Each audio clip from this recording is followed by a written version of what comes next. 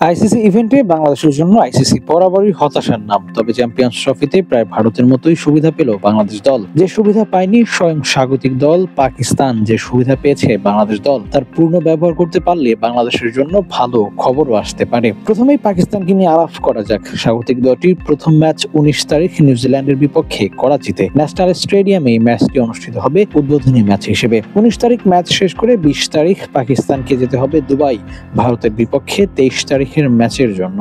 দুবাইতে ম্যাচ শেষ করে পাকিস্তান দল আবার ফিরবে রাওয়ালপিন্ডিতে বাংলাদেশের বিপক্ষে ম্যাচ খেলতে।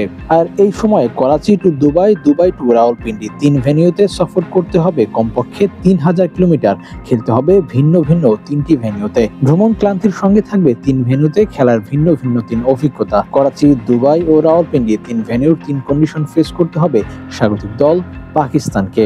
অপরদিকে ভারত এক ভেন্যুতেই খেলবে 3টি ম্যাচ।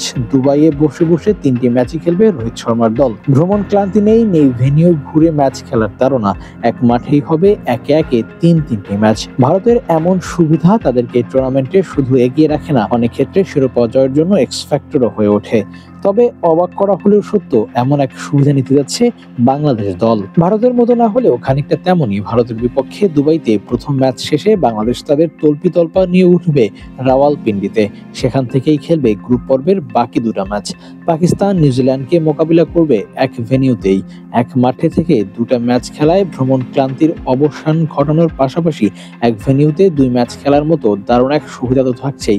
প্রথম ম্যাচ থেকে দ্বিতীয় ম্যাচে শিক্ষা গ্রহণ করার সুযোগটাও বেশ ভালোই থাকছে বাংলাদেশের জন্য।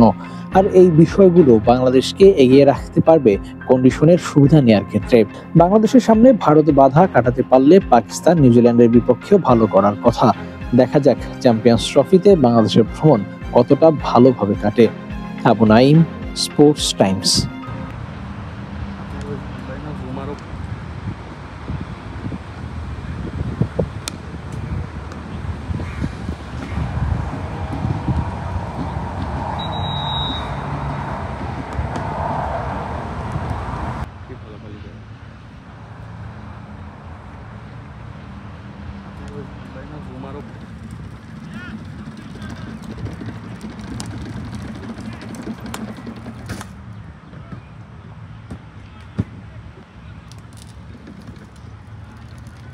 This water is for water?